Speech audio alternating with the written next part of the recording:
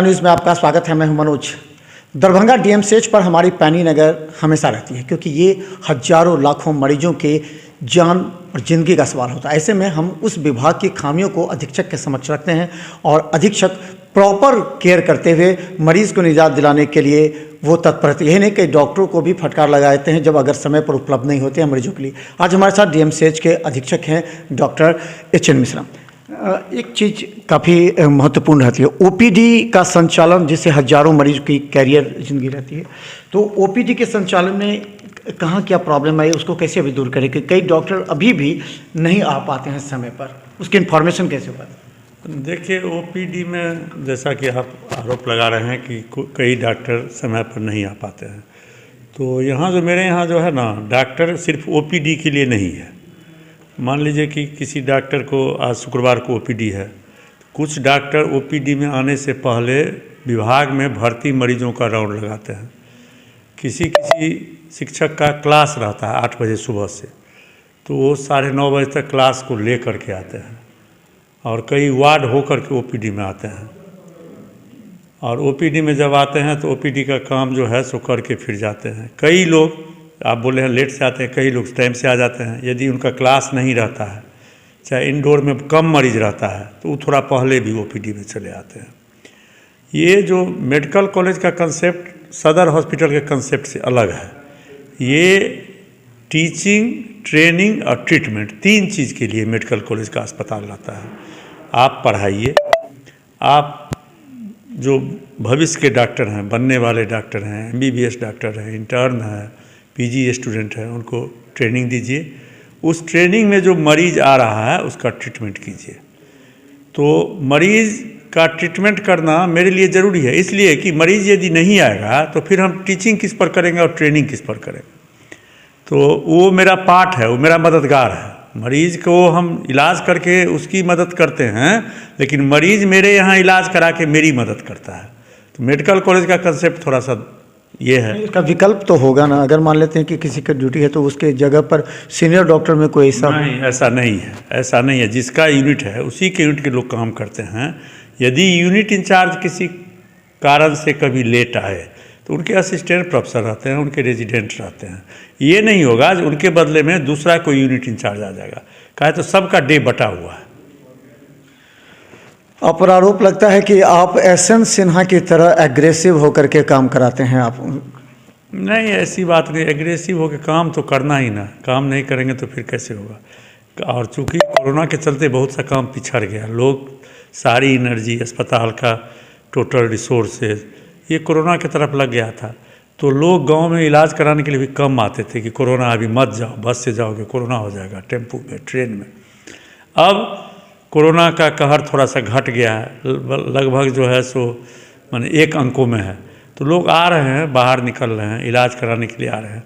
तो अस्पताल पर मरीज़ का प्रेशर बढ़ा है, ये अच्छी बात है, ये अच्छी बात। जब आप ज्वाइन नहीं किए तो उस समय लगभग 60% जो उपकरण थे दरभंगा डीएमसीएच में वो ख़राब थे। उसके बाद की क्या स्थिति है और किस तरह के कार्य? नहीं, देखिए, उपकरण, मैक्सिमम उपकरण जो है, जो 5 साल के अंदर का है, उसे तो मैंने दुरुस्त करा दिया। और जो उससे पूर्व का उपकरण है उसको दुरुस्त नहीं करा पाते हैं, चाहे एएमसी नहीं करा पाए हैं। उसका कारण है जो मशीन उपकरण के मद में मेरे पास में अभी फंड उपलब्ध नहीं है। वित्तीय वर्ष का अंत हो रहा है, तो यदि सरकार का बजट आवंटन जो आने ही वाला है वो आ जाएगा, तो उसमें से सबको तो नहीं, लेकिन जो चालू होने लायक होगा उसका हम करा देंगे। बहुत पुराने उपकरण का मरम्मत कराने से बहुत फ़ायदा नहीं होता है, काहे तो मरम्मत के मद में भी लगभग 20% राशि देनी पड़ती है। और टेक्नोलॉजी ऐसा है जो कोई टीवी जो आज से 10 साल पहले 1 लाख का था, आज वो 20,000 में मिल रहा है। तो इसीलिए देखेंगे जो किस में अस्पताल को फ़ायदा होने जा रहा है, किस में मरीज़ को फ़ायदा होने जा रहा है, उस हिसाब से कराएंगे। अभी 5 साल के अंदर वाले सारे उपकरण को चालू करा दिया गया है। डिजिटल एक्सरे को लेकर के चर्चा हो रही है और एक्सरे को लेकर के, तो इसके लिए क्या आप लोग इतना डिजिटल बोले ना, सब तरह से डिजिटल हो गया। अब दरभंगा मेडिकल कॉलेज में 1 महीना के अंदर में 2 बड़ा बड़ा डिजिटल लग रहा है जो नॉर्थ बिहार में कहीं नहीं है। एक जो BMICL द्वारा हम लोगों को दिया गया था, जिसके लिए स्थल संजोगवश नहीं मिल रहा था, मुहैया नहीं कराया गया, वो मेरा लटका हुआ था। तो मेरे संज्ञान में ये बात आया, उसके DGM भी आए नविंदर जी, तो मैंने उन्हें जहाँ उसकी सबसे ज़्यादा ज़रूरत थी वहाँ उसको चिन्हित करके दे दिया, ऑर्थो OPD और सर्जरी OPD के सामने। ऑर्थो OPD से मरीज निकलेगा और डिजिटल कराएगा, और ऑर्थो का प्लास्टर रूम जो है ऑर्थो के OPD के बगल में कर दिए। वहाँ बहुत बड़ा डिजिटल मशीन 1000 mA का लगने जा रहा है, डिज़ाइन तैयार हो गया, उसके फ्लोर को थोड़ा हम लोग ऊंचा कर रहे हैं 1 फीट, ताकि जल जमाव वाला क्षेत्र है। मशीन महंगा है, मशीन उससे प्रभावित नहीं हो, उसका काम शुरू होने वाला है और सारा ड्राइंग वगैरह हो गया है। मशीन मेरा कलकत्ता चलाया है, वहाँ से मशीन को ला कर अधिष्ठापित करना है। हमको उम्मीद है अगले माह में 15 तारीख तक एक वहाँ हो जाएगा, और एक जो सुपर स्पेशलिटी में सप्लाई हुआ था उसका भी अभी हम लोग ट्रायल रन कर रहे हैं।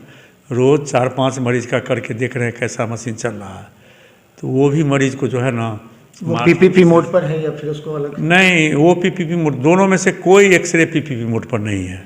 उसमें सिर्फ दर निर्धारित करना है, उसका अभी हम लोगों को दिशा निर्देश नहीं आया है जो कैसे चलाना है, मरीज से पैसा लेना है नहीं लेना है, फिर उसके लिए जो प्लेट वगैरह की खरीदारी कहाँ से होगी, ये सब नहीं आया है। सिगनी सरकार के द्वारा वो दिशा निर्देश, वो आप अपने स्तर से उसको जनता के लिए किए हैं? नहीं, पहले ही से मशीन वो 2018 से रखा हुआ था, वो 2018 से यहाँ पर जो है वो रखा हुआ है। कुछ होगी परिस्थिति जो नहीं चल पा रहा होगा, अब उसको चालू करना है। वो इंस्टॉल हो गया है, उसमें रोज़ हो रहा है काम, टेक्नीशियन रोज़ ट्रायल कर रहे हैं उसको। मशीन अच्छा है, वो भी मशीन अच्छा है, तो 2 मशीन हो गया। एक 2 सवाल एक भी और भी हो रहे थे कि एक तो रास्ता का आपने निर्माण कराया जो कि आइसोलेशन कोरोना वार्ड में जाने में परेशानी हुई थी डॉक्टरों को।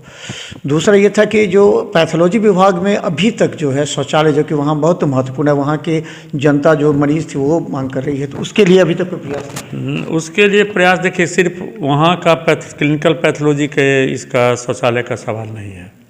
सारे विभाग के 80% शौचालय जो हैं वो अच्छी अवस्था में नहीं है, या यह कह सकते हैं जो कि उपयोग करने में काफ़ी मशक्क़त करना पड़ता है मरीजों को, डॉक्टरों को। तो BMICL के जो सरस्वती पूजा का दिन था 5 फरवरी को, तो वो आए थे DGM, उनको मैंने कहा था कि आके आप मेरे यहाँ का स्थिति देख लीजिए। वो भी थे और सागर जायसवाल जी भी थे, नविंदर जी थे। तो मैंने 50 शौचालय का उनको दिया है, जिसमें आपका क्लिनिकल पैथोलॉजी का 2 शौचालय, रेडियोलॉजी का 2 शौचालय, गायनी का 6 शौचालय, टोटल 50 शौचालय के लिए उनको दिया है। उम्मीद कीजिए बन जाएगा। एक अंतिम सवाल ये है कि अब आपने 3 महीना विश्लेषण किया होगा, खुद आत्म विश्लेषण आपने किया होगा, आपको क्या लगता है और किन किन बातों की आवश्यकता है और आपको कहाँ कहाँ सहयोग नहीं मिल पा रहा है? कभी ये देखा जाता है कोई अगर करे एडमिनिस्ट्रेटर आते हैं तो बहुत लोगों का सहयोग भी नहीं मिल पाता है, तो उसमें क्या आप विश्लेषण कर रहे हैं? और वो थोड़ा रिलैक्स मोड में थे। तो अब देखिए, गाड़ी का चक्का चलता है ना, तो चारों चलता है। मान लीजिए कोई चक्का मेरा पंचर था, उसका पंचर बनवा दिए, किसी का टायर बदल दिए हैं, सहयोग लोग कर रहे हैं। सबसे आप एक तरह की भूमिका नहीं उम्मीद कर सकते हैं। मनुष्य है, 500 उंगली एक तरह नहीं है, लेकिन यहाँ टीम वर्क है। मान लीजिए 17 डॉक्टर किसी विभाग में हैं, कोई बीमार है, किसी को ब्लड प्रेशर है, किसी को डायबिटीज़, वो थोड़ा कम काम करेगा। लेकिन उसी विभाग में कुछ एनर्जेटिक लोग भी हैं, युवा लोग भी हैं, वो ज़्यादा काम करेंगे। हमको टीम से काम लेना है और हम टीम है। तो देखते रहिए बिहार मितान न्यूज़ पर हर अपडेट खबर।